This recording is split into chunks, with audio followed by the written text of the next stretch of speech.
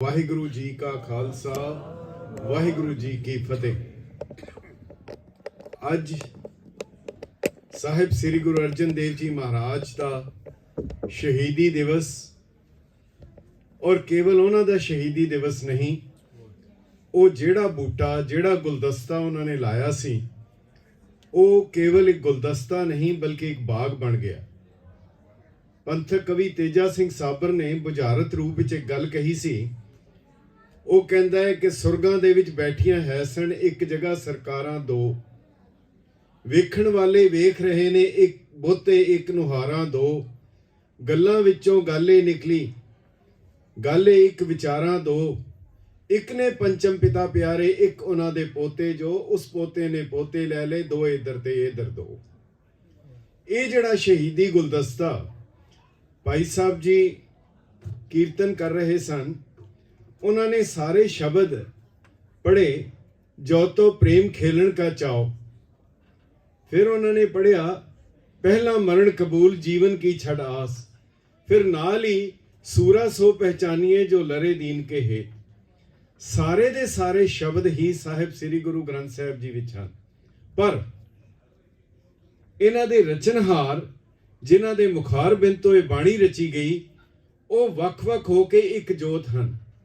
साहिब श्री गुरु नानक देव जी महाराज जदों आए, उन्होंने आके जिहड़ी गल कही वो ये सी, जो तो प्रेम खेलन का चाओ सिर तर तली गली मेरी आओ।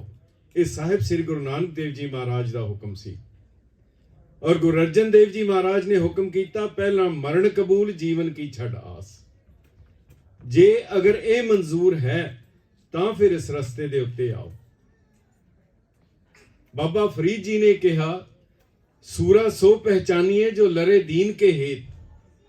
बाबा फरीद जी ने कहा वाट हमारी खरी उडीणी खनियो तिखी बहुत पीणी, उस ऊपर है मार्ग मेरा सेख फरीदा पंथ समार सवेरा। गल सिर्फ इको ही है, जेड़ी गल गुरु गोबिंद सिंह साहब ने कही बाबे के बाबर के दो आप करे परमेसर सो, ये शुरुआत सी आखिर नहीं सी। जितनी देर तक ये संसार कायम है, असी रोज पढ़ते हाँ देव दैत जच्छन उपजायो, ये दोनों नाल नाल तुरदे आने हैं। जिन्नी देर तक बाबर के आणगे बाबे के भी आंदे रहणगे। साहिब श्री गुरु अर्जन देव जी महाराज की जो शहादत हुई, जिस दे बारे उस वेले दे बादशाह जहांगीर ने तुस्के जहांगीरी दे विच अंकित कीता है। वो लिखता है कि एक पीरा फकीरां वाला भेस बना के भोले भाले हिंदुआं नूं और कुछ मूर्ख मुसलमानां नूं भी अपने वल कर रहा है। सो निशाना स्पष्ट हो गया। उसने लिख दिता कि मैं मुर्तजा खान दे हवाले इन्हां नूं कर रहा हाँ और इन्हां नूं यासा दे कानून मुताबक इन्हां नूं शहीद कर दिता जाए।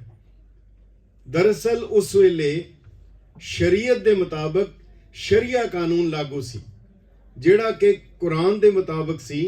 यासा दा कानून हिंदुस्तान दा कानून नहीं सी, ये मंगोल चंगेज खान दा कानून सी। उसने यासा दे कानून मुताबक साहिब श्री गुरु अर्जन देव जी महाराज नूं शहीद करन दा हुक्म दिता। हुण उसदे कारण भी उसने स्पष्ट कर दिते और नाल ये भी दस दिता कि किस करके ये सारा कुछ हो रहा। जेकर थोड़ा जिहा विचारिए, थोड़ा जिहा समझण की कोशिश करिए, जो शुरुआत साहिब श्री गुरु अर्जन देव जी महाराज तो हुई, जिसका आगाज साहिब श्री गुरु नानक देव जी महाराज ने किया और जिसका पहला वड्डा पड़ाव जिहड़ा सी वो गुरु अर्जन देव जी की शहादत दे नाल होया। गुरु अर्जन देव जी महाराज ने वैसे तो कई नगर भी वसाए, करतारपुर दुआबा वसाया, तरन तारण साहब बनाया, होर कितना कुछ उन्होंने तामीर कराया, मगर जिहड़ियां दो कारज सी उन्हां दे महान सन। वो एक तां सी सचखंड श्री हरमंदर साहब की स्थापना करनी, ये बहुत वड्डा कारज सी जिहड़ा आंदी रहिंदी दुनिया तक है। और दूसरा वड्डा कारज सी वो सी साहिब श्री गुरु ग्रंथ साहिब जी की संपादना करनी। ये दो चीज़ां जिहड़ियां साहिब श्री गुरु अर्जन देव जी महाराज ने कीतियां, जिहड़ियां उन्हां दी शहादत का कारण बनेगा। ਹਰਮੰਦਰ ਸਾਹਿਬ ਦੇ ਉੱਤੇ ਪਹਿਲੀ ਵਾਰ ਨਹੀਂ ਹੈ ਕਿ 1984 ਵਿੱਚ ਭਾਰਤ ਸਰਕਾਰ ਨੇ ਹਮਲਾ ਕੀਤਾ। ਦਰਅਸਲ ਸ਼ੁਰੂਆਤ ਤੋਂ ਲੈ ਕੇ ਜਦੋਂ ਤੋਂ ਸੱਚਖੰਡ ਸ੍ਰੀ ਹਰਮੰਦਰ ਸਾਹਿਬ ਦੀ ਸਥਾਪਨਾ ਹੋਈ, ਜਦੋਂ ਤੋਂ ਸਾਹਿਬ ਸ੍ਰੀ ਗੁਰੂ ਗ੍ਰੰਥ ਸਾਹਿਬ ਜੀ ਨੂੰ ਸ੍ਰੀ ਹਰਮੰਦਰ ਸਾਹਿਬ ਵਿੱਚ ਸਥਾਪਿਤ ਕੀਤਾ ਗਿਆ, ਇਹਨਾਂ ਦੋਹਾਂ ਦੇ ਉੱਤੇ ਹੀ ਹਰ ਹਕੂਮਤ ਦੀ ਕੈਰੀ ਅੱਖ ਜਿਹੜੀ ਹੈ ਰਹੀ ਹੈ। ਹਰਮੰਦਰ ਸਾਹਿਬ ਨੂੰ ਬਾਰ-ਬਾਰ ਢਾਇਆ ਗਿਆ, ਪਰ ਇਹ ਇੱਕ ਐਸੀ ਨਿਰਜਰ ਨਿਰੂਪ ਤੇ ਸੁੰਦਰ ਸਰੂਪ ਇਮਾਰਤ ਹੈ ਜੋ ਗਿਰ ਕੇ ਵੀ ਨਹੀਂ ਗਿਰਦੀ, ਜੋ ਢਹਿ ਕੇ ਵੀ ਨਹੀਂ ਟੱਟਦੀ, ਮਗਰ ਇਸ ਨੂੰ ਬਾਰ-ਬਾਰ ਢਾਇਆ ਗਿਆ ਹੈ। ਔਰ ਲਾਸਟ 84 ਵਿੱਚ ਜਿਹੜਾ ਢਾਇਆ ਗਿਆ, ਔਰ ਇੱਕ ਗੱਲ ਸਾਹਿਬ ਸ੍ਰੀ ਗੁਰੂ ਗ੍ਰੰਥ ਸਾਹਿਬ ਜੀ ਦੀ ਹਜ਼ੂਰੀ ਵਿੱਚ ਜੋ ਨਜ਼ਰ ਆਉਂਦਾ ਹੈ, ਜੋ ਜ਼ਿੰਮੇਵਾਰੀ ਵੱਲ ਕਿਹਾ ਜਾ ਸਕਦਾ ਹੈ, ਉਹ ਕੋਈ ਆਖਰੀ ਟਾਈਮ ਨਹੀਂ ਹੈ। ਸੱਚਖੰਡ ਸ੍ਰੀ ਹਰਮੰਦਰ ਸਾਹਿਬ ਤੇ ਮੁੜ ਹਮਲੇ ਹੋਣਗੇ, ਮੁੜ ਇਸ ਨੂੰ ਢਾਇਆ ਜਾਏਗਾ। ਔਰ ਇਸ ਦਾ ਕਾਰਨ ਹੈ, ਇਸ ਦਾ ਕਾਰਨ ਮੌਜੂਦ ਹੈ ਕਿ ਇਸ ਇਮਾਰਤ ਸੱਚਖੰਡ ਸ੍ਰੀ ਹਰਮੰਦਰ ਸਾਹਿਬ ਦੀ ਇਮਾਰਤ ਦੇ ਉੱਤੇ ਕਿਉਂ ਇਹ ਕਹਿਰ ਵਾਪਰਦਾ ਹੈ। ਦੁਨੀਆ ਵਿੱਚ ਹਜ਼ਾਰਾਂ ਅਰਬਾਂ ਕਰੋੜਾਂ ਇਮਾਰਤਾਂ ਹਨ, ਕਿਸੇ ਨੂੰ ਕੋਈ ਜ਼ੋਖ ਨਹੀਂ ਹੈ, ਪਰ ਕਿਉਂ ਬਾਰ-ਬਾਰ ਜਿਹੜਾ ਹੈ ਉਹ ਸੱਚਖੰਡ ਸ੍ਰੀ ਹਰਮੰਦਰ ਸਾਹਿਬ ਦੀ ਇਮਾਰਤ ਦੇ ਉੱਤੇ ਇਹ ਗਾਜ਼ ਗਿਰਦੀ ਹੈ। ਉਸ ਦਾ ਕਾਰਨ ਬੜਾ ਸਪਸ਼ਟ ਹੈ ਕਿ ਸਿੱਖ ਉੱਥੇ ਜਾਂਦੇ ਹਨ, ਇਸ ਕਰਕੇ ਸਰਕਾਰ ਦੀਆਂ ਨਜ਼ਰਾਂ ਵਿੱਚ ਰੜਕਦੀ ਹੈ। ਜੇ ਸਿੱਖ ਉੱਥੇ ਜਾਣੇ ਬੰਦ ਹੋ ਜਾਣਗੇ, ਹਰਮੰਦਰ ਸਾਹਿਬ ਨੂੰ ਕੋਈ ਖਤਰਾ ਨਹੀਂ ਹੈ, ਪਰ ਜੇ ਸਿੱਖ ਉੱਥੇ ਜਾਣੇ ਬੰਦ ਹੋ ਗਏ, ਫਿਰ ਸਿੱਖ ਵੀ ਖਤਮ ਹੋ ਜਾਣਗੇ। ਇਹਨਾਂ ਦੋਨਾਂ ਦੀ ਜ਼ਿੰਦਗੀ, ਇਹਨਾਂ ਦੋਨਾਂ ਦੀ ਹਯਾਤੀ, ਇਸ ਕਰਕੇ ਰੋਜ਼ ਹਰ ਥਾਂ ਬੈਠਾ ਹੋਇਆ ਸਿੱਖ ਅਰਦਾਸ ਕਰਦਾ ਹੈ, ਸ੍ਰੀ ਅੰਮ੍ਰਿਤਸਰ ਜੀ ਦੇ ਇਸ਼ਨਾਨ। ਸ੍ਰੀ ਅੰਮ੍ਰਿਤਸਰ ਜੀ ਕੇ ਇਸ਼ਨਾਨ ਹੈ, ਦਰਸ਼ਨ ਨਹੀਂ। ਸ੍ਰੀ ਅੰਮ੍ਰਿਤਸਰ ਜੀ ਕੇ ਇਸ਼ਨਾਨ ਦੀ ਲੋਚਾ ਜਿਹੜੀ ਹੈ, ਸ੍ਰੀ ਅੰਮ੍ਰਿਤਸਰ ਦੇ ਇਸ਼ਨਾਨ ਦੀ ਲੋਚਾ ਲਈ ਕਿਤਨੀਆਂ ਕੁਰਬਾਨੀਆਂ ਹਨ, ਜਿਹਦਾ ਕੋਈ ਅੰਦਾਜ਼ਾ ਵੀ ਨਹੀਂ ਲਗਾਇਆ ਜਾ ਸਕਦਾ। ਪ੍ਰੋਫੈਸਰ ਪੂਰਨ ਸਿੰਘ ਨੇ ਕਿਹਾ, ਸਿੱਖਾ, ਜਦੋਂ ਤੇਰੇ ਮਨ ਵਿੱਚ ਖਿਆਲ ਆਏ ਕਿ ਤੂੰ ਹਰਮੰਦਰ ਸਾਹਿਬ ਦੇ ਦਰਸ਼ਨਾਂ ਦੀ ਅਭਿਲਾਸ਼ਾ ਆਏ, ਜਦੋਂ ਤੇਰਾ ਚਿੱਤ ਵਿੱਚ ਇਹ ਗੱਲ ਆਏ, ਫਿਰ ਉੱਠ ਕੇ ਇੰਤਜ਼ਾਰ ਨਾ ਕਰੀ, ਵਾਹੋ ਦਾ ਹੀ ਦੌੜ ਪਈ। ਬਿਲਕੁਲ ਜਾ ਕੇ ਹਰਮੰਦਰ ਸਾਹਿਬ ਵੱਲ ਦੌੜੀ, ਪਰ ਉੱਥੇ ਜਾ ਕੇ ਇੱਕਦਮ ਰੁਕ ਜਾਈਂ। ਤੇਰਾ ਇੱਕ ਇੱਕ ਕਦਮ ਬਹੁਤ ਸਹਿਜੇ ਬੜੇ ਆਰਾਮ ਨਾਲ ਤੇਰਾ ਇੱਕ ਇੱਕ ਕਦਮ ਰੁਕਣਾ ਚਾਹੀਦਾ ਹੈ, ਕਿਉਂਕਿ ਇੱਥੇ ਇੱਕ ਇੱਕ ਸਿਲ ਦੇ ਥੱਲੇ ਸੈਂਕੜੇ ਸਿੱਖਾਂ ਦੇ ਸਿਰ ਪਏ ਹੋਏ ਹੈ। ਇਹ ਹਰਮੰਦਰ ਸਾਹਿਬ ਦੀ ਹੈ। ਇਤਿਹਾਸ ਵਿੱਚ ਜ਼ਿਕਰ ਹੈ ਦੀਵਾਨ ਕੌੜਾ ਮੱਲ ਜੀ ਦਾ। ਇੱਕ ਬੀਬੀ ਜਦੋਂ ਘੇਰਾ ਪਿਆ ਦਰਬਾਰ ਸਾਹਿਬ ਨੂੰ ਅਬਦਾਲੀ ਦੇ ਵੇਲੇ, ਇੱਕ ਬੀਬੀ ਵਾਹੋ ਦਾ ਹੀ ਆਪਣੇ ਛੋਟੇ ਜਿਹੇ ਬੱਚੇ ਨੂੰ ਗੋਦੀ ਵਿੱਚ ਲੈ ਕੇ ਦਰਬਾਰ ਸਾਹਿਬ ਵੱਲ ਜਾ ਰਹੀ ਹੈ। ਦੀਵਾਨ ਕੌੜਾ ਮੱਲ ਜੀ, ਉਹਨਾਂ ਨੇ ਕਿਹਾ, ਬੀਬੀ ਤੂੰ ਕਿੱਧਰ ਜਾ ਰਹੀ ਹੈ? ਕਹਿਣ ਲੱਗੀ ਕਿ ਮੈਂ ਦਰਬਾਰ ਸਾਹਿਬ ਜਾ ਰਹੀ ਹਾਂ। ਉਹ ਕਹਿਣ ਲੱਗੇ, ਉੱਥੇ ਤਾਂ ਹਮਲਾ ਹੋ ਰਿਹਾ ਹੈ, ਉੱਥੇ ਤਾਂ ਪਹਿਰਾ ਹੈ। ਕਹਿਣ ਲੱਗੀ ਕਿ ਜੇ ਸਰੀਰ ਲੇਖੇ ਲੱਗ ਜਾਏ ਤਾਂ ਫਿਰ ਇਸ ਤੋਂ ਵੱਧ ਕੀ ਹੋ ਸਕਦਾ ਹੈ। ਉਹ ਕਹਿਣ ਲੱਗੇ ਕਿ ਤੈਨੂੰ ਆਪਣੇ ਤੇ ਤਰਸ ਨਹੀਂ ਹੈ, ਤੂੰ ਇਸ ਬੱਚੇ ਦੇ ਉੱਤੇ ਤਰਸ ਕਰ। ਕਹਿੰਦੀ ਹੈ, ਇਸ ਦੇ ਉੱਤੇ ਤਰਸ ਹੈ, ਇਹਦੇ ਨਾਲ ਮੇਰਾ ਪਿਆਰ ਹੈ, ਮੈਂ ਤਾਂ ਹੀ ਇਹਨੂੰ ਲਿਜਾ ਰਹੀ ਹਾਂ, ਸ਼ਾਇਦ ਇਹ ਵੀ ਗੁਰੂ ਦੇ ਲੇਖੇ ਲੱਗ ਜਾਏ। ਇਹ ਭਾਵਨਾ ਸੀ ਉਸ ਵੇਲੇ ਸਿੱਖਾਂ ਦੀ। ਭਾਈ ਬਿਜਲਾ ਸਿੰਘ, ਭਾਈ ਬੰਸਾ ਸਿੰਘ, ਬਹੁਤ ਸੁੰਦਰ ਪ੍ਰੋਫੈਸਰ ਜੋਤ ਸਿੰਘ ਨੇ ਕਿਹਾ ਸੀ, ਬੱਚੇ ਨੂੰ ਧਰਮ ਦੀ ਸਿੱਖਿਆ ਕਿਹੜੀ ਉਮਰ 'ਚ ਦੇਣੀ ਚਾਹੀਦੀ ਹੈ। ਉਹਨਾਂ ਨੇ ਛੋਟਾ ਜਿਹਾ ਨੁਕਤਾ ਦਿੱਤਾ, ਕਹਿਣ ਲੱਗੇ ਬੱਚੇ ਦੇ ਜਨਮ ਤੋਂ 20 ਸਾਲ ਪਹਿਲੇ ਉਹ ਸਹੀ ਉਮਰ ਹੈ ਬੱਚੇ ਨੂੰ ਧਰਮ ਦੀ ਸਿੱਖਿਆ ਦੇਣ ਦੀ। ਬੱਚੇ ਦੇ ਜਨਮ ਤੋਂ 20 ਸਾਲ ਪਹਿਲੇ ਉੱਥੋਂ ਸ਼ੁਰੂਆਤ ਹੋਏਗੀ। ਉਹ ਭਾਈ ਬਿਜਲਾ ਸਿੰਘ, ਭਾਈ ਮਨਸਾ ਸਿੰਘ, ਜਦੋਂ ਚਾਰੇ ਪਾਸੇ ਘੇਰਾ ਪੈ ਗਿਆ, ਸਾਰੇ ਪਾਸੇ, ਮਗਰ ਸਿੱਖਾਂ ਦੇ ਦਿਲ ਵਿੱਚ ਉਹ ਤਮੰਨਾ, ਉਹ ਖਾਹਿਸ਼, ਉਹ ਚਾਹਤ ਸੀ। ਭਾਈ ਬਿਜਲਾ ਸਿੰਘ, ਭਾਈ ਮਨਸਾ ਸਿੰਘ, ਉਹ ਤਰ ਕੇ ਅੰਦਰ ਜਾਂਦੇ ਸੀਗੇ, ਚਾਰੇ ਪਾਸੇ ਘੇਰਾ ਸੀ, ਉਹ ਤੈਰ ਕੇ ਜਾਣਾ, ਉੱਥੇ ਜਾ ਕੇ ਉਹਨਾਂ ਨੇ ਜੋਤ ਜਗਾਣੀ। ਹਰਮੰਦਰ ਸਾਹਿਬ ਦੇ ਵਿੱਚ ਉਹ ਜੋਤ ਜਗਦੀ ਸੀ। ਜੋਤ ਦਾ ਮਤਲਬ ਸੀ ਕਿ ਇਹ ਜ਼ਿੰਦਾ ਸਥਾਨ ਹੈ, ਇਹ ਜੀਵਤ ਹੈ, ਇੱਥੇ ਕੋਈ ਹੈ, ਇਹਦਾ ਵਾਰਿਸ ਹੈ। ਇਸੇ ਤਰੀਕੇ ਦੇ ਨਾਲ ਤੁਸੀਂ ਕਦੀ ਹਰਮੰਦਰ ਸਾਹਿਬ ਜਾਓ, ਉੱਥੇ ਜਿਹੜੇ ਕਿਵਾੜ ਹਨ ਦਰਸ਼ਨੀ ਡਿਉੜੀ ਦੇ, ਭਾਵੇਂ ਉਹ ਬਦਲੀ ਕਰ ਦਿੱਤੇ ਗਏ, ਪਰ ਉਹਨਾਂ ਦਾ ਨਕਸ਼ਾ ਉਹੀ ਹੈ। ਉਹਨਾਂ ਦੇ ਅੰਦਰਲੇ ਪਾਸੇ ਚਿਟਕਣੀ ਹੈ, ਅੰਦਰਲੇ ਪਾਸੇ ਕੁੰਡਾ ਹੈ, ਉਹਦੇ ਬਾਹਰ ਕੁੰਡਾ ਨਹੀਂ ਹੈ, ਬਾਹਰਲੇ ਪਾਸੇ ਨਹੀਂ ਹੈ। ਇਹਦਾ ਮਤਲਬ ਇਹਦਾ ਮਾਲਕ ਅੰਦਰ ਹੈ। ਹਰ ਵੇਲੇ ਜਿਹੜਾ ਹੈ ਅੰਦਰੋਂ ਬੰਦ ਹੋਏਗਾ, ਬਾਹਰੋਂ ਨਹੀਂ ਬੰਦ ਹੁੰਦਾ। ਇਹ ਸੱਚਖੰਡ ਸ੍ਰੀ ਹਰਿਮੰਦਰ ਸਾਹਿਬ ਦਾ ਨਕਸ਼ਾ ਹੈ। ਭਾਈ ਬਿਜਲਾ ਸਿੰਘ, ਭਾਈ ਮਨਸਾ ਸਿੰਘ ਜਦੋਂ ਤੈਰ ਕੇ ਗਏ, ਉਹਨਾਂ ਨੇ ਦੇਖਿਆ ਕਿ ਇਹ ਤਾਂ ਕਿਵੇਂ ਹੋ ਰਿਹਾ ਹੈ ਕਿ ਇਹ ਤਾਂ ਫਿਰ ਉੱਥੇ ਜੋਤ ਜਗ ਰਹੀ ਹੈ, ਦੀਵਾ ਜਗ ਰਿਹਾ ਹੈ। ਉਹਨਾਂ ਨੇ ਬਹੁਤ ਘੇਰਾ ਤੰਗ ਕੀਤਾ। ਜਦੋਂ ਉਹ ਦੀਵਾ ਜਗਾ ਕੇ ਵਾਪਸ ਆ ਰਹੇ ਸੀ, ਉੱਥੇ ਹੀ ਉਹਨਾਂ ਨੂੰ ਸ਼ਹੀਦ ਕਰ ਦਿੱਤਾ ਗਿਆ। ਉਹ ਸਰੋਵਰ ਦੇ ਵਿੱਚ ਹੀ ਉਹ ਸ਼ਹੀਦ ਹੋ ਕੇ ਉਹ ਸ਼ਹੀਦ ਹੋਏ, ਭਾਈ ਬਿਜਲਾ ਸਿੰਘ, ਭਾਈ ਮਨਸਾ ਸਿੰਘ। ਇਹ ਕੁਰਬਾਨੀਆਂ ਦਾ ਸਿਲਸਿਲਾ ਜਿਹੜਾ ਸੀ ਇਹ ਕਦੀ ਨਹੀਂ ਰੁਕਿਆ। ਉਸ ਦੇ ਬਾਅਦ ਇੱਕ ਬੜੀ ਅਜੀਬ ਘਟਨਾ ਵਾਪਰੀ। ਉਹਨਾਂ ਨੇ ਦੇਖ ਲਿਆ ਅਸੀਂ ਇਹਨਾਂ ਨੂੰ ਨਹੀਂ ਰੋਕ ਸਕੇ, ਅਸੀਂ ਇਹਨਾਂ ਨੂੰ ਨਹੀਂ ਹਟਕ ਸਕੇ। ਉਹਨਾਂ ਨੇ ਇੱਕ ਕੰਮ ਕੀਤਾ ਕਿ ਇਸ ਹਰਿਮੰਦਰ ਸਾਹਿਬ ਦੀ ਇਮਾਰਤ ਨੂੰ ਮਸਜਿਦ ਵਿੱਚ ਤਬਦੀਲ ਕਰ ਦਿੱਤਾ ਜਾਏ। ਇਹ ਸਾਰਾ ਕੁਝ ਇਤਿਹਾਸ ਵਿੱਚ ਅੰਕਿਤ ਹੈ ਔਰ ਬਾਕਾਇਦਾ ਬੜੇ ਵੇਰਵੇ ਸਹਿਤ ਹੈ। ਜਦੋਂ ਉਹਨਾਂ ਨੇ ਨਿਸ਼ਚਾ ਕੀਤਾ ਕਿ ਇਸ ਨੂੰ ਮਸਜਿਦ ਵਿੱਚ ਤਬਦੀਲ ਕਰ ਦਿੱਤਾ ਜਾਏ, ਪਰ ਜਦੋਂ ਉਹਨਾਂ ਨੇ ਆਪਣੇ ਆਰਕੀਟੈਕਟ ਸੱਦੇ, ਜਦੋਂ ਉਹਨਾਂ ਨੇ ਆਪਣੇ ਮਾਹਿਰ ਸੱਦੇ, ਉਹ ਬੜੇ ਹੈਰਾਨ ਹੋਏ ਕਿ ਇਹਦੇ ਵਿੱਚ ਇਤਨੀਆਂ ਖਿੜਕੀਆਂ ਹੈ, ਇਹਦੇ ਵਿੱਚ ਇਤਨਾ ਕੁਝ ਹੈ, ਇਹ ਮਸਜਿਦ ਬਣ ਹੀ ਨਹੀਂ ਸਕਦੀ, ਇਹ ਕਿਸੇ ਇੱਕ ਦਿਸ਼ਾ ਵੱਲ ਹੈ ਹੀ ਨਹੀਂ। ਹਰਿਮੰਦਰ ਸਾਹਿਬ ਦਾ ਦਰਵਾਜ਼ਾ, ਉਹਦੀਆਂ ਖਿੜਕੀਆਂ ਕਿਸੇ ਇੱਕ ਦਿਸ਼ਾ ਵੱਲ ਨਿਸ਼ਚਿਤ ਨਹੀਂ ਹਨ। ਪੂਰਬ, ਪੱਛਮ, ਉੱਤਰ, ਦੱਖਣ ਨਹੀਂ ਹਨ। ਕੋਈ ਪੂਰਬ ਨੂੰ ਪੂਜਦੇ ਹਨ, ਕੋਈ ਪੱਛਮ ਨੂੰ ਪੂਜਦੇ ਹਨ, ਪਰ ਇਹ ਨਾ ਪੂਰਬ ਵੱਲ ਹੈ ਨਾ ਪੱਛਮ ਵੱਲ ਹੈ। ਔਰ ਉਹਨਾਂ ਨੇ ਕਿਹਾ ਕਿ ਇਹ ਮਸਜਿਦ ਨਹੀਂ ਬਣ ਸਕਦੀ। ਬੜਾ ਛੋਟਾ ਜਿਹਾ ਨੁਕਤਾ ਹੈ ਕਿ ਇੱਕ ਇਮਾਰਤ ਅਗਰ ਆਪਣਾ ਧਰਮ ਨਹੀਂ ਛੱਡ ਸਕਦੀ, ਅਸੀਂ ਕਿਵੇਂ ਆਪਣਾ ਧਰਮ ਛੱਡ ਦਿੰਦੇ ਹਾਂ? ਇੱਕ ਇਮਾਰਤ ਹੋ ਕੇ ਉਹ ਆਪਣਾ ਧਰਮ ਨਹੀਂ ਛੱਡ ਰਹੀ, ਤਾਂ ਅਸੀਂ ਕਿਵੇਂ ਆਪਣਾ ਧਰਮ ਛੱਡਣ ਲਈ ਤਿਆਰ ਹੋ ਜਾਂਦੇ ਹਾਂ? ਮਗਰ ਉਸ ਤੋਂ ਬਾਅਦ ਉਹਨਾਂ ਨੇ ਇੱਕ ਕੰਮ ਹੋਰ ਕੀਤਾ।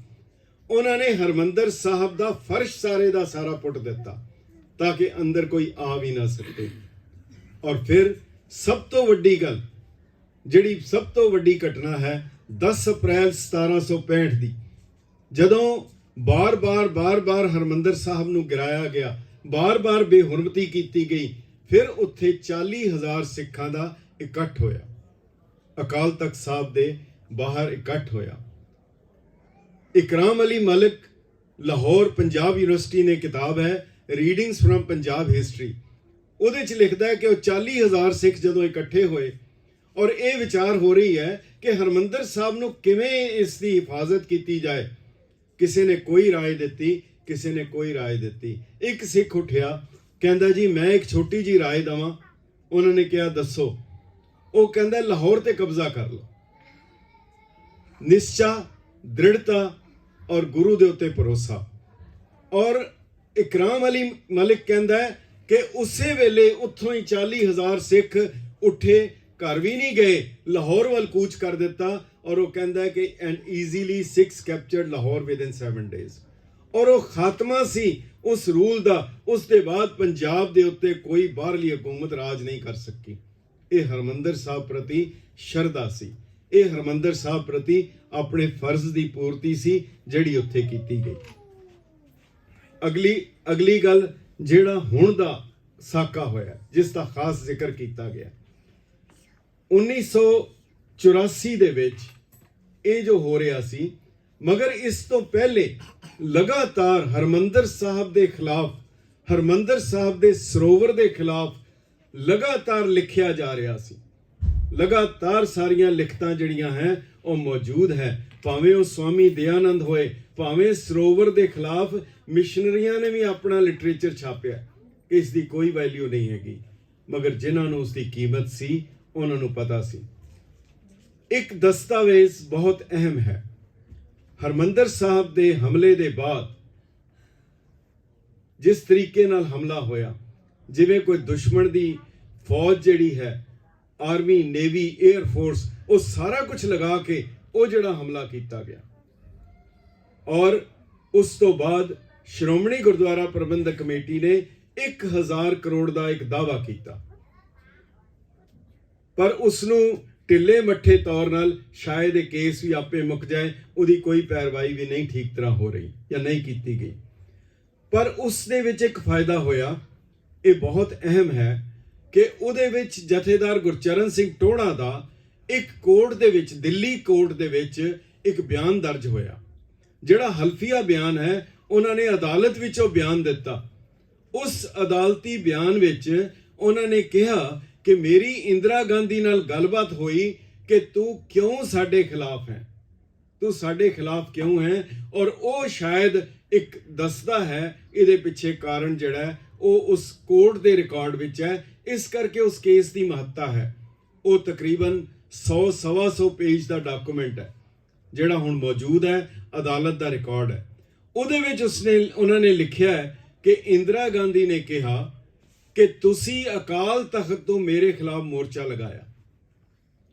ਉਹ ਕਹਿਣ ਲੱਗੇ ਤੇਰੇ ਖਿਲਾਫ ਨਹੀਂ ਸੀ, ਉਹ ਮਨੁੱਖੀ ਹੱਕਾਂ ਲਈ ਸੀ, ਆਜ਼ਾਦੀ ਲਈ ਸੀ।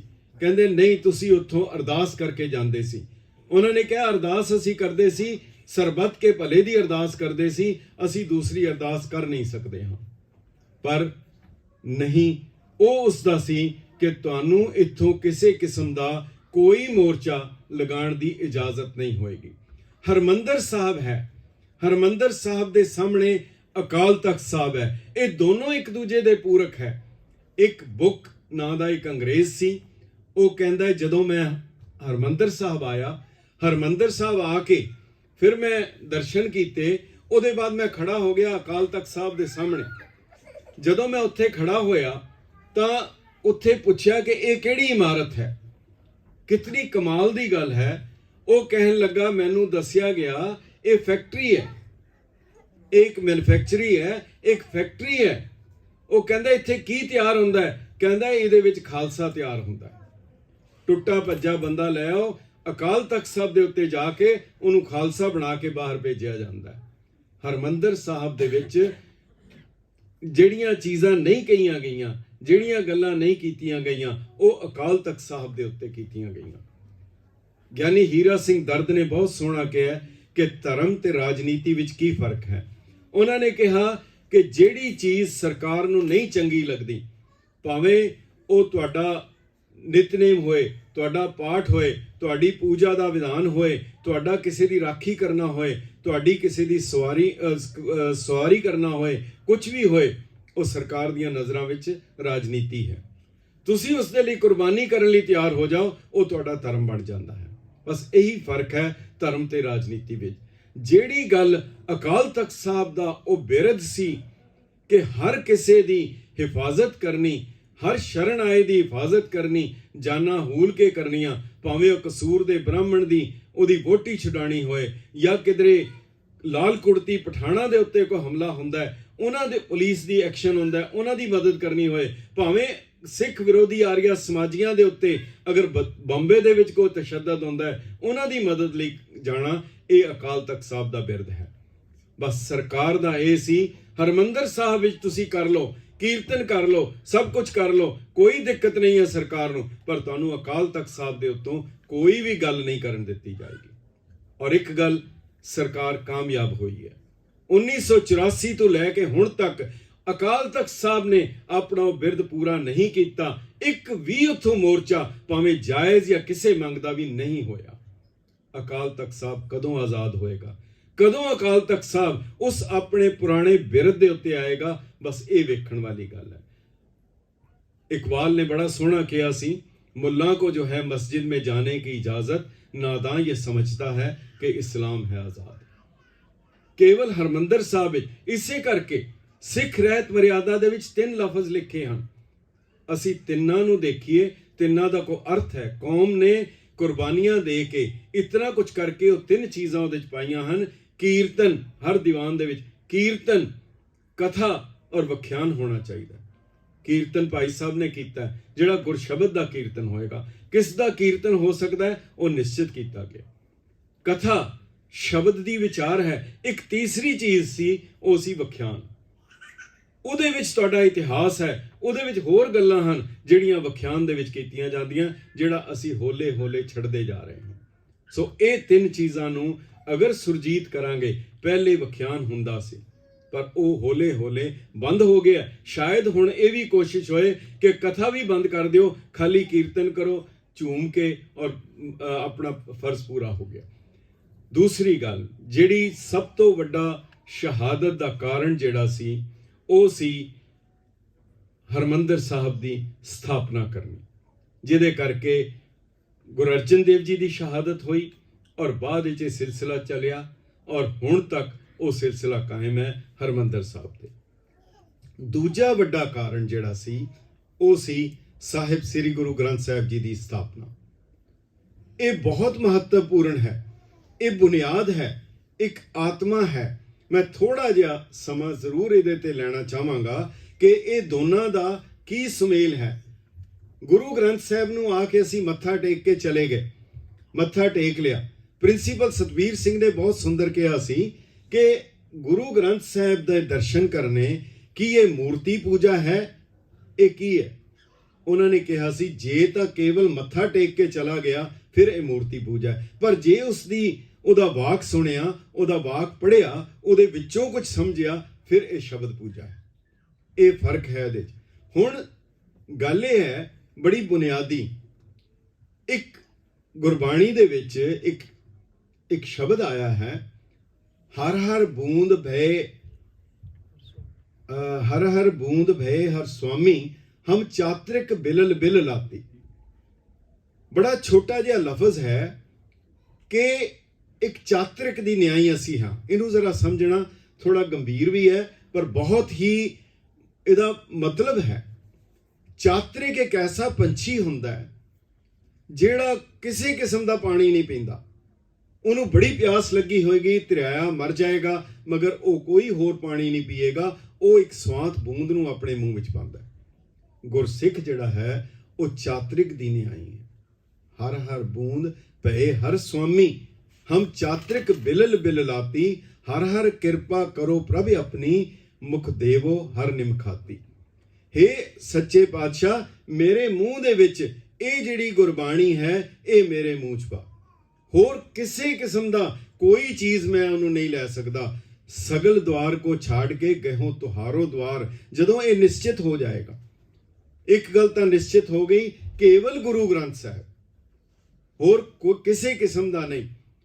ਕਾਨੂੰਨ ਵੀ ਜਿਹੜਾ ਬਣਿਆ ਉਹਦੇ ਵਿੱਚ ਵੀ ਇਹੀ ਕਿਹਾ ਗਿਆ। ਬਹੁਤ ਸੁੰਦਰ ਸਿੱਖ ਦੀ ਪਰਿਭਾਸ਼ਾ ਦਿੱਤੀ ਗਈ ਹੈ, ਜਿਹੜਾ ਭਾਰਤ ਦੇ ਪਾਰਲੀਮੈਂਟ ਨੇ ਦਿੱਤਾ ਹੈ। Sikh is a keshdhari person who believes and follows the teachings of Guru Granth Sahib only and has no other religion।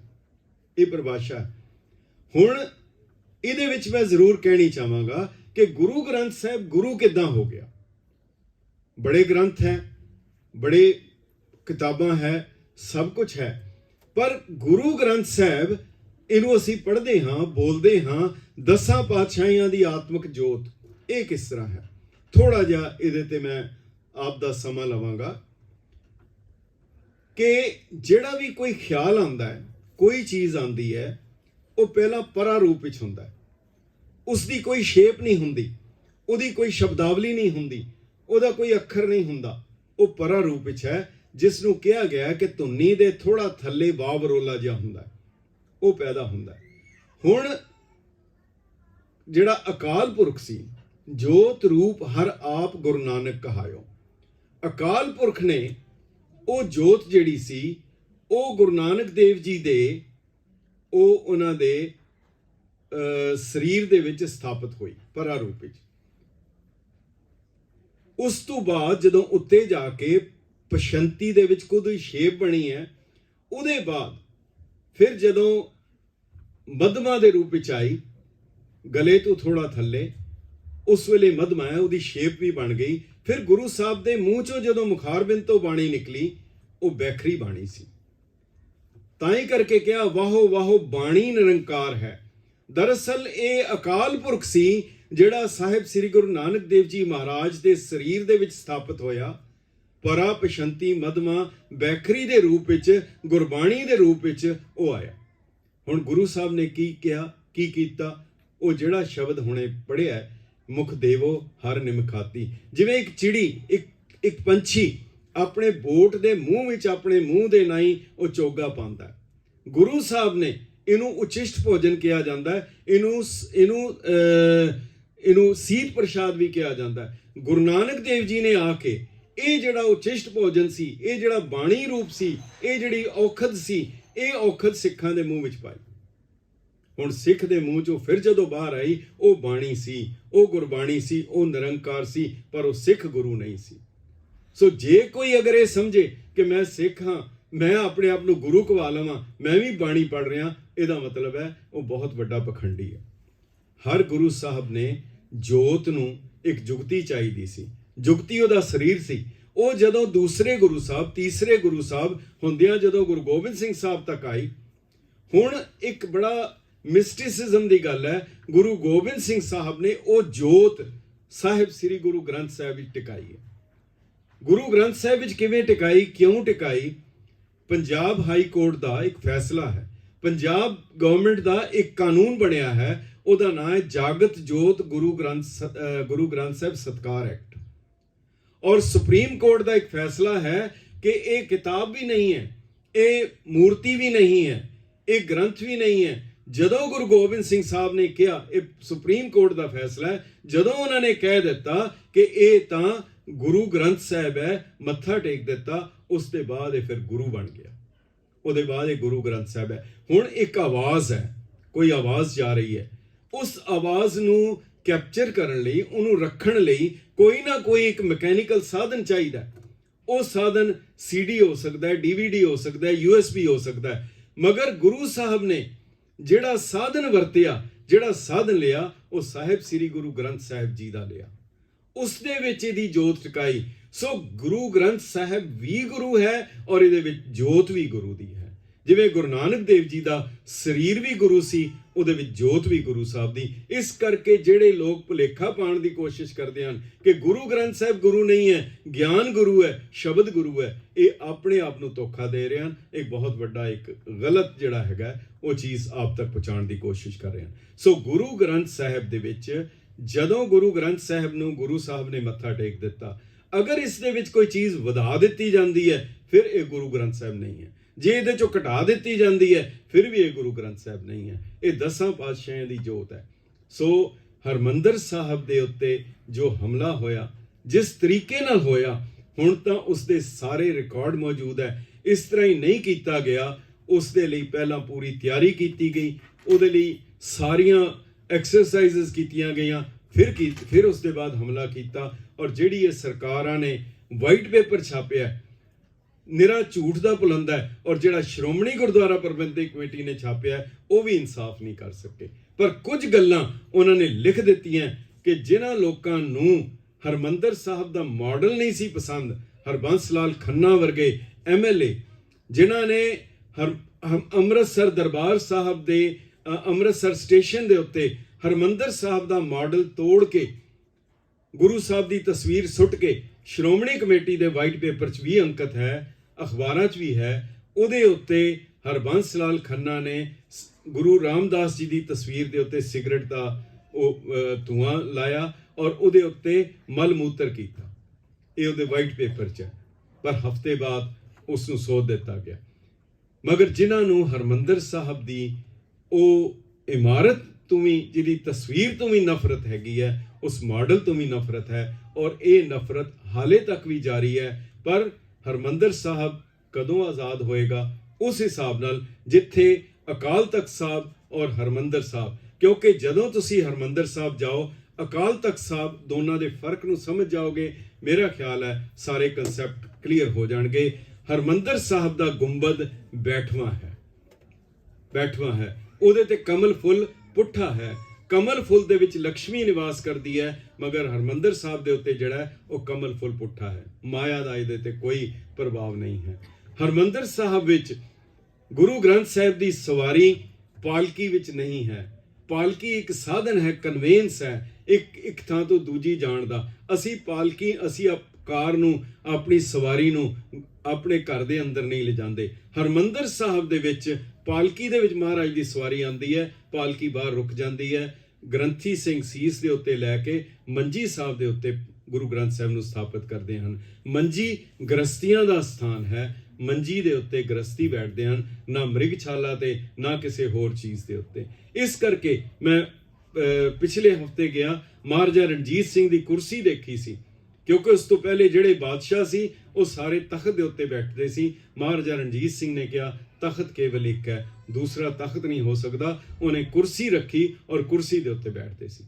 ਜਿਹੜਾ ਅਕਾਲ ਤਖਤ ਸਾਹਿਬ ਹੈ, ਹਰਮੰਦਰ ਸਾਹਿਬ ਜਾਂ ਕਿਸੇ ਵੀ ਗੁਰਦੁਆਰੇ ਵਿੱਚ ਤੁਸੀਂ ਗੁਰੂ ਗ੍ਰੰਥ ਸਾਹਿਬ ਨੂੰ ਮੱਥਾ ਟੇਕਦੇ ਹੋ, ਪਰ ਅਕਾਲ ਤਖਤ ਸਾਹਿਬ ਦੇ ਉੱਤੇ ਸਾਹਮਣੇ ਸ਼ਸਤਰ ਹੈਗੇ ਆ, ਸ਼ਸਤਰਾਂ ਨੂੰ ਨਮਸਕਾਰ ਕੀਤੀ ਜਾਂਦੀ ਹੈ। ਗੁਰੂ ਗ੍ਰੰਥ ਸਾਹਿਬ ਇੱਕ ਪਾਸੇ ਹੈਗਾ।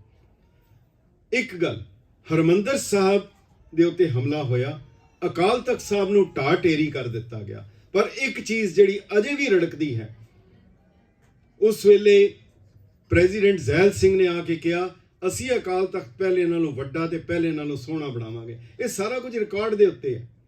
ਹੁਣ ਅਕਾਲ ਤਖਤ ਸਾਹਿਬ ਦੀ ਜਿਹੜੀ ਇਮਾਰਤ ਸੀ ਉਸ ਨੂੰ ਸਰਕਾਰ ਨੇ ਢਾਇਆ, ਸੰਤਾ ਸਿੰਘ ਨੇ ਦੁਬਾਰਾ ਉਸ ਨੂੰ ਬਣਾਇਆ, ਮਗਰ ਉਹਦੇ ਅੰਦਰ ਜਿਹੜੀਆਂ ਤਸਵੀਰਾਂ ਸੀ, ਵਾਲ ਮਿਊਰਲ ਸਨ, 200-250 ਦੇ ਕਰੀਬ ਉਹ ਬਚ ਗਈਆਂ ਸੀ, ਮਗਰ ਸਾਡੇ ਬੰਦਿਆਂ ਨੇ ਆ ਕੇ ਉਹ ਸਾਰੀਆਂ ਢਾਹ ਦਿੱਤੀਆਂ। ਕਾਰ ਸੇਵਾ ਦੇ ਨਾਂ ਦੇ ਉੱਤੇ ਉਹ ਸਾਰਾ ਕੁਝ ਮਲੀਆਮੇਟ ਕਰ ਦਿੱਤਾ।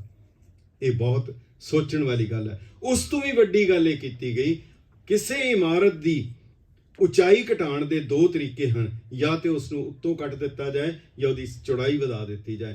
ਅਕਾਲ ਤਖਤ ਸਾਹਿਬ ਦੀ ਜਿਹੜਾ ਪੁਰਾਤਨ ਕਾਲ ਤੋਂ ਗੁਰੂ ਸਾਹਿਬ ਨੇ ਜਿਹਦੀ ਕੁਰਸੀ ਬਣਾਈ ਸੀ, ਉਹਦੀ ਚੌੜਾਈ 40 ਫੁੱਟ ਵਧਾ ਦਿੱਤੀ ਗਈ। ਕਿਉਂ ਕੀਤੀ ਗਈ? ਕੀ ਕਰਨ ਵਾਸਤੇ? ਕੀ ਸਾਡੇ ਵਿਰਸੇ ਤੋਂ ਬਿਲਕੁਲ ਤੋੜ ਦੇਣ ਵਾਸਤੇ? ਅਖੀਰ ਵਿੱਚ ਗੱਲ ਮੈਂ ਜ਼ਰੂਰ ਕਹਿਣੀ ਚਾਹਾਂਗਾ, ਉਹ ਸ੍ਰੀ ਅਕਾਲ ਤਖਤ ਸਾਹਿਬ ਦੀ ਇਮਾਰਤ, ਉਸ ਦੇ ਇਮਾਰਤ ਦੇ ਜਿਹੜਾ ਇੱਟਾਂ ਸੀ, ਸਾਰਾ ਕੁਝ ਸੀ, ਉਸ ਨੂੰ ਮਲਬਾ ਕਹਿ ਕੇ ਸੁੱਟ ਦਿੱਤਾ ਗਿਆ। ਉਹ ਅਜੇ ਬਹੁਤੀ ਦੂਰ ਨਹੀਂ ਗਿਆ, ਬਹੁਤੀ ਦੇਰ ਨਹੀਂ ਹੋਈ। ਕੋਸ਼ਿਸ਼ ਕਰੋ ਕਿ ਉਹਦੇ ਵਿੱਚੋਂ ਇੱਕ ਇੱਟ ਵੀ ਅਗਰ ਲੈ ਕੇ ਆਪਣੇ ਘਰ 'ਚ ਰੱਖ ਲਵੋ, ਉਹਨੂੰ ਵੀ ਸੰਭਾਲ ਲਵੋ। ਇਹ ਬਹੁਤ ਵੱਡੀ ਇੱਕ ਯਾਦ ਹੋਏਗੀ ਔਰ ਦੱਸਣ ਵਾਸਤੇ ਕਿ ਇਹ ਸਾਡਾ ਹਰਮੰਦਰ ਸਾਹਿਬ ਹੈ। ਹਰਮੰਦਰ ਸਾਹਿਬ ਤੋਂ ਟੁੱਟ ਕੇ ਸਿੱਖ ਜਿੰਦਾ ਨਹੀਂ ਰਹਿ ਸਕਦਾ।